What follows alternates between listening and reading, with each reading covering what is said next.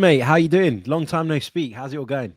Long time no speak, as you said, man. I'm good, man. Obviously, you're an Arsenal fan. You know the highs and lows this season. I must admit, now that the season's done, I do miss us, man. I guess that's the disease we have as football fans. What about yourself, man? Now you got time to reflect. Yeah, for sure. I mean, I need a bit of time to just kind of unwind from what's been a long and difficult emotionally season. But I think we're all going to get caught up in the transfer talk. It's not going to stop. It's going to be going all summer long. I think if you need a break from it, you need to take that break yourself because I'm telling you, with all the rumors and reports going around, you're not going to get that opportunity, really. I don't think to switch off unless you kind of force it upon yourself. As you said, they're facts, Harry, man. And I understand, fans are frustrated about the season, the transfer stuff with Arsenal, and apparently we take forever to sign players. And naturally, we only care about Arsenal Football Club. But when you see what's going on with others, it does add fuel to the fire. As I said, yeah, to kick this off, I was asked to do this video with you. That's why I'm even more happy that you're here. Yeah, I got a couple of questions my fans asked me to ask you. It's actually nice to ask someone else. I'm going to start with the first one. Yeah. Do you Go. think Arteta needs to evolve tactically next season or double down on his blueprint? I think you always need to be evolving. I think that's really, really important in modern day football. You've got some really intelligent coaches in the Premier League now from all over the world with different Facts. ideas, different philosophies, and different strengths and weaknesses. And I think if you don't constantly adapt, you'll end up falling behind. I think Mikel has adapted quite a bit actually since he took over as Arsenal boss. You think about the team that won the FA Cup. I know it wasn't his team, but you think about the tweaks and adjustments we've made, the role of the fullbacks, the way that we push fullbacks into midfield, the way that we utilize our wide players, the way that we play with a false nine at times, which isn't something we did when Aubameyang was in the team, for example. I think he's adapted and adjusted a lot over the years. And so I've got quite a bit of faith, actually, that he can continue to do that. In terms of his blueprint, because I know a lot of people get frustrated by his blueprint and sort of often point back to that. I don't think that Mikel Arteta's blueprint is to be pragmatic over bold or over bravery. I don't think that's what the blueprint looks like. I think it's something that we've by default kind of gone into because of some of the big absences that we had last season. And I think the lack of having that personnel available to us when we really needed them meant that we were naturally less creative, less able to break low blocks down.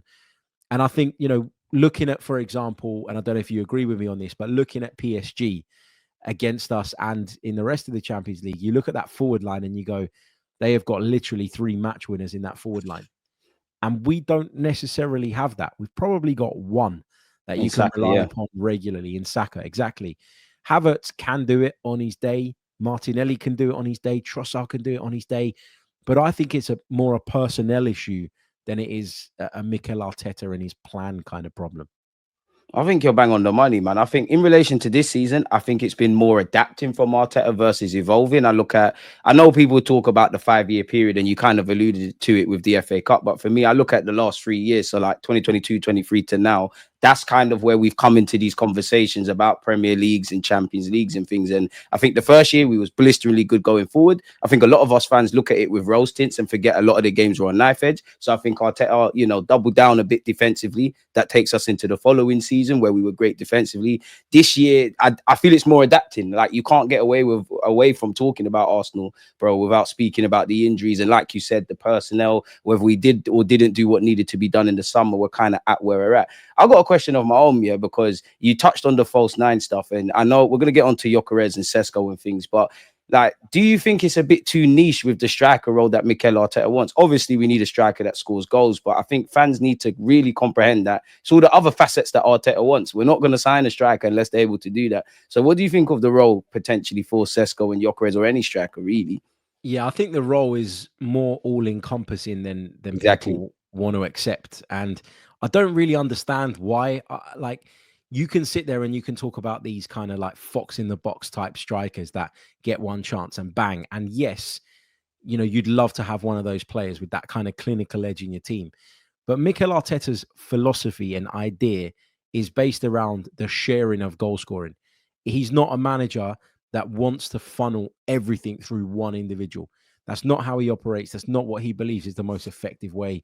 I think he probably feels that if you go down that route and someone shuts down one of your key players, or your key player, the guy that you want to run everything through, that can be really problematic. So if you go back to the first year we competed for the league, you had Saka on 15 goals, Odegaard on 15 goals, you had Martinelli on 15 league goals. And that was only possible because Gabriel Jesus was the type of centre forward that he is. Yes, Sacrificial lamb. exactly. He contributed goals, yes. Not as many as we'd have liked, but he still made a fair contribution. He got into double figures that season.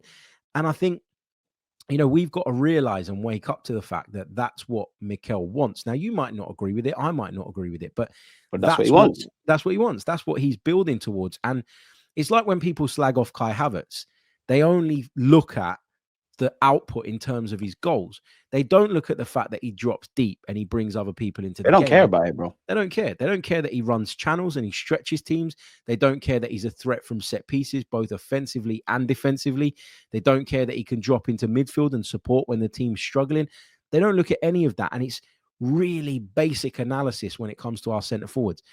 And then, we're going to talk about Sesko and Gyökeres, as you mentioned a little bit later on. But I've got my concerns about both of those two guys. Like, I don't look at any of them and go, you are definitely going to improve our starting 11 to the point where we're now definitely going to go on and win the league. So it begs the question then, doesn't it? Like, go back to Kai Havertz and look at him and think, okay, if you're banging on about wanting an upgrade on him, you've got to find a player that literally is an upgrade in multiple areas of the game, not just in terms of putting the ball in the back of the net. Because if you gain that but lose the all-round game, you also take away from the players around him, and the unit is then not stronger for it. I think you're bang on, and I think you mentioned PSG, and I know Luis Enrique isn't, in my opinion, fond of Ramos, but I look at how he's reworked Dembele and how he's playing as a false nine, and that's his kind of man. And you have that plan B of Ramos on the bench if things do go left, or to just simply put utilize. Maybe that's something for us to consider.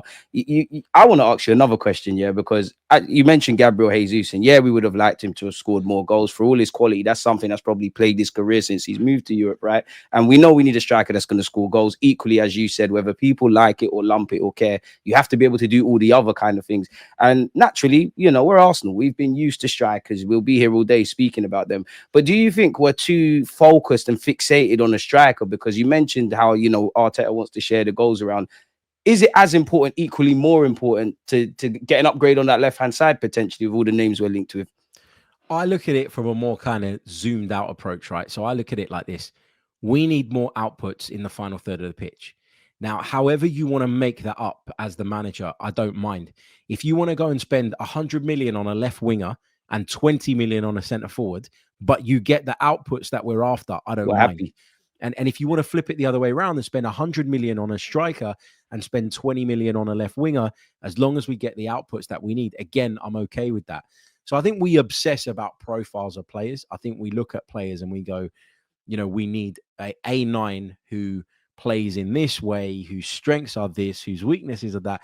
And that comes from a place of greater knowledge than maybe we had in years gone by of, what's out there in terms of in the other leagues, what's available to us in terms of statistics and underlying metrics. We look at all of that stuff and we almost in our heads build up a profile that we think is the answer and that nothing else around that sort of type of profile is any good to us. Yep. So I worry that we're really obsessed with the number 9 to the point where that might not be the issue. Go back to last season, right, when we had problems.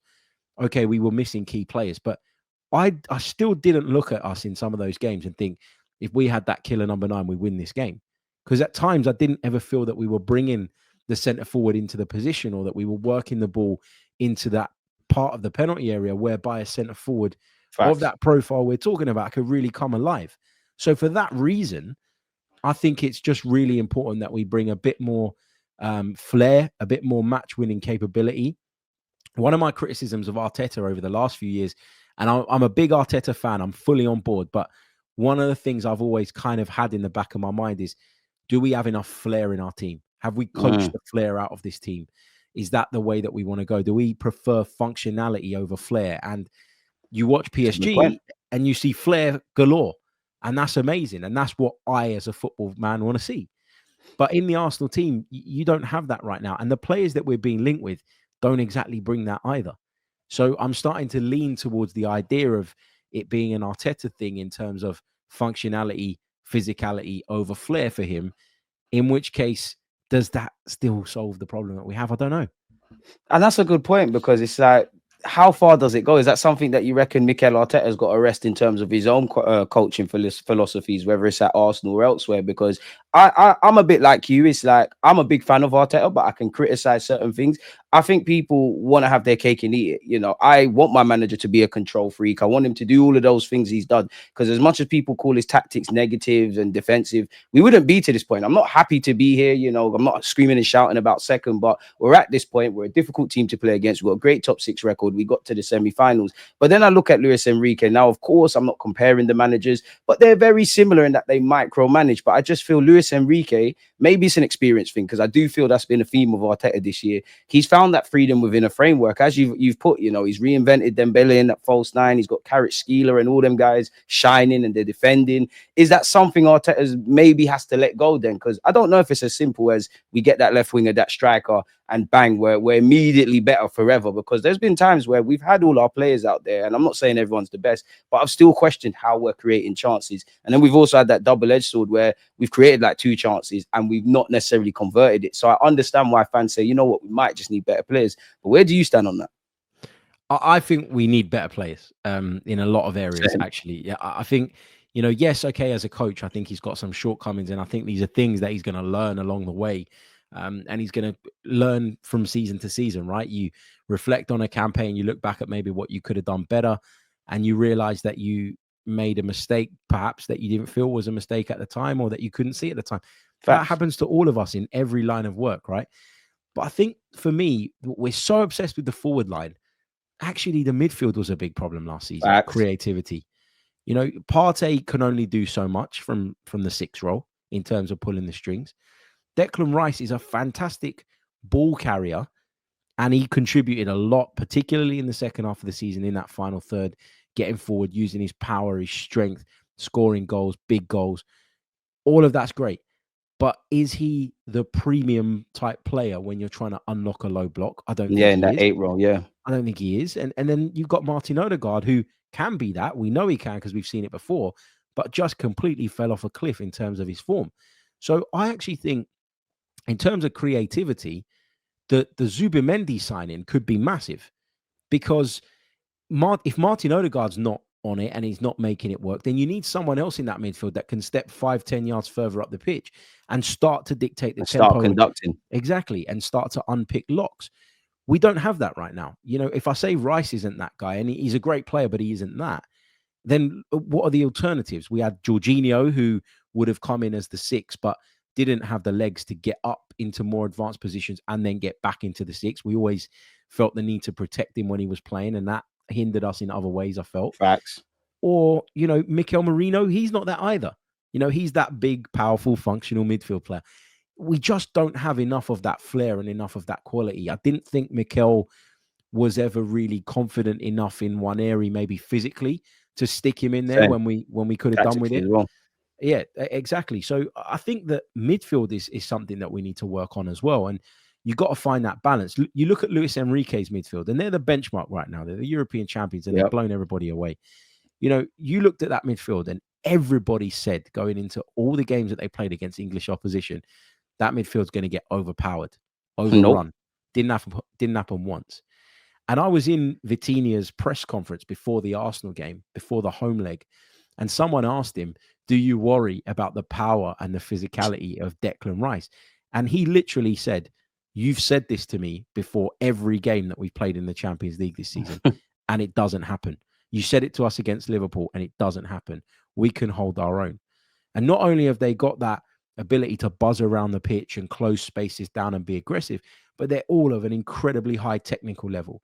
We've got the physical element, but we don't necessarily have the technical level. So maybe and hopefully Zubimendi brings that.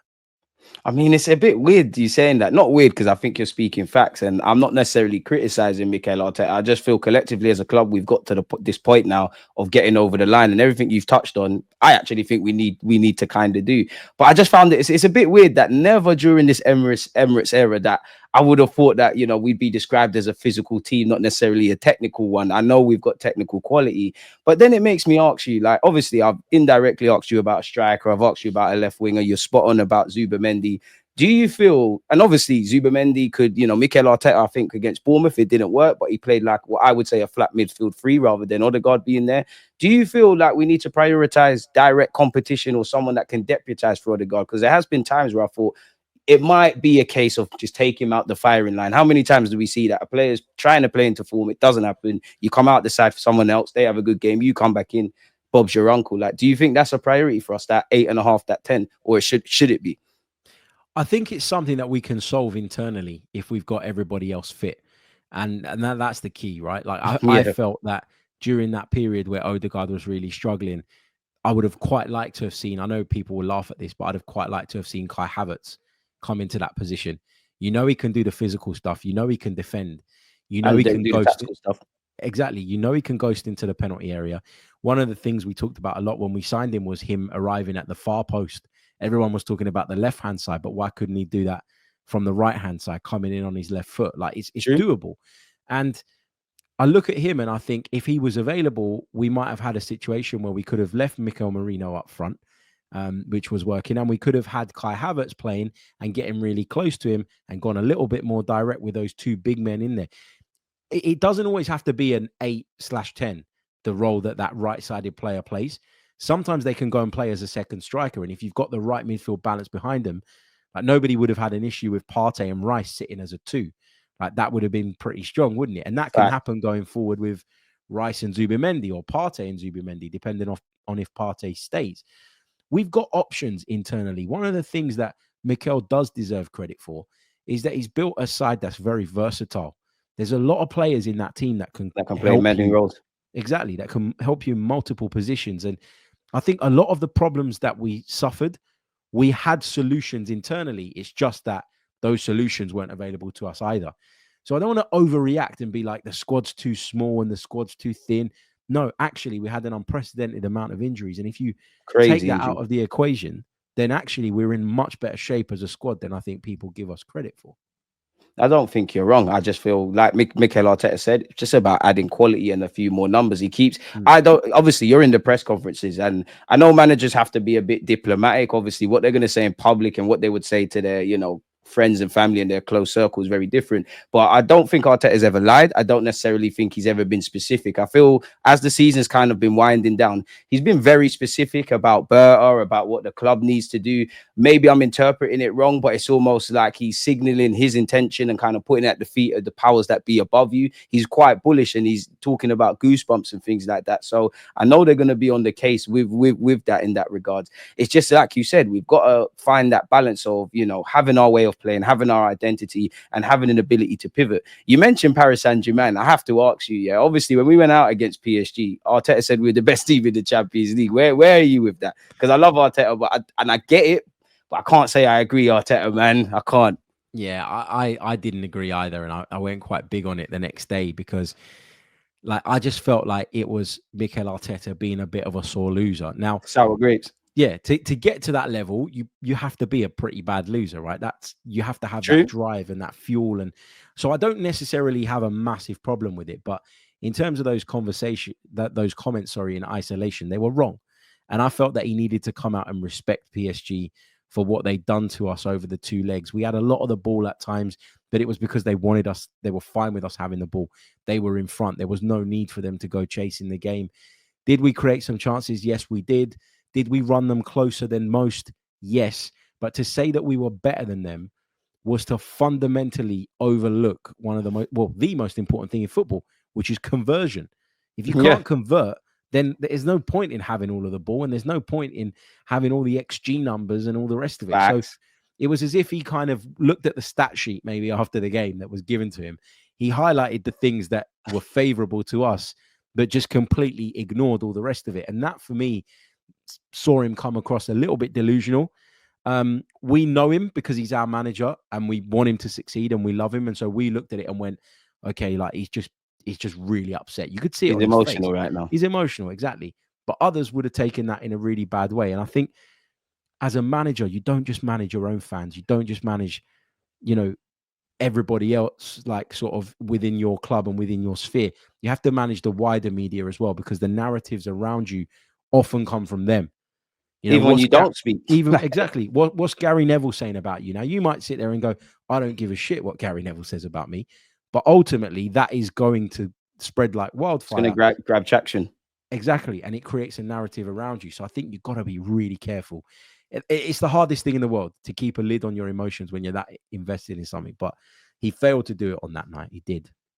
And ironically, Harry, I think that's above all, before we talk about tactics and all of that kind of stuff with Arteta, the thing I like is the passion, because you don't get to this point, you don't do what you're doing without the passion. And obviously, I think that way, the passion kind of went the other way, and, you know, he got a bit emotional. Yeah. He'll learn from that. And I think you made a great point in that. I don't know what it is with Arsenal. I know our social media space is probably the biggest of all football clubs, but everything is highlighted, whether we speak or not. And nobody rates us, but we're spoken about every day, which I find quite baffling. And for Mikel Arteta, he just probably, got to be a bit careful, because I've seen him talk about a football, his words be taken completely out of context against Newcastle, and then just people getting onto him, man. You know, keeping up the theme with the questions people ask me to ask you, do you think Mikel Arteta has a cult following? Because I'm like you, I'm a big fan of his. I back him. Obviously, I don't back him religiously to the point of, you know, God forbid, if we get success, great. But if we get to a point where we need to go somewhere else, then yeah, I'm on that. I do feel there's those committed to just hating on the guy, just completely just attacking him. I do feel there's some that rate him and rate what he's doing, but always find excuses. And then I feel, actually, like yourself, because you've just criticized Mikel Arteta, which isn't wrong. No one's above critique. We fall into the middle ground in the sense that we can comprehend the good, the bad, the ugly. You know, you get your flowers for that, you get your flowers for this, and then we kind of lean the other way. But like, do you feel there's like a cult kind of following with Arteta? I had this discussion on my pod a few I think weeks that's why they asked me to ask you with Sophie, and I don't think there is a cult. I think that's something that the naysayers throw around in terms of a term. I don't believe that for a second. What I do think, though, is that there's a lot of people that have watched him pick this club off the ground and have a lot of faith in him as a result of that. And they're enjoying the ride, even if we're not getting the results that we want right now. And for that reason, they're willing to back him. And naturally, when you care for something, or you feel like someone is doing good, you're going to get defensive of them. I think, like, you're right. We criticize Arteta quite a bit. I do, for sure. I know I do. But because I don't sit there and call him effing this and effing that, or call for his head after every negative result, people say I don't criticize him. No, criticism can be done in a constructive way, and it can be done respectfully. Exactly. He's the manager of the football club that I adore. And in my opinion, overall, he's doing a good job.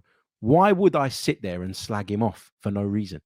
Exactly, where it's unwarranted. Yeah, exactly. It's completely unjustified in a lot of cases. Like, for example, the whole January thing. We didn't get a striker. It's Arteta's fault. The guy literally sat in multiple press conferences and told you he wanted one. We all know, those of us that are covering Arsenal regularly, we all know, and I have this on very, very good authority, and I'm not one of those guys that claims to be in the know, so I don't just pluck crap out of the air. He wanted to sign Ollie Watkins in January. And he was dying for it. And Arsenal Football Club decided that price was not a price point they were willing to go to. That was a disagreement between Arteta and the football club. Why should he be thrown under the bus for that? He literally came out and said, we're short. And a few months later, when he was asked about it, he said, did I not make myself clear that I wanted a striker? Another one where he got snappy. Exactly.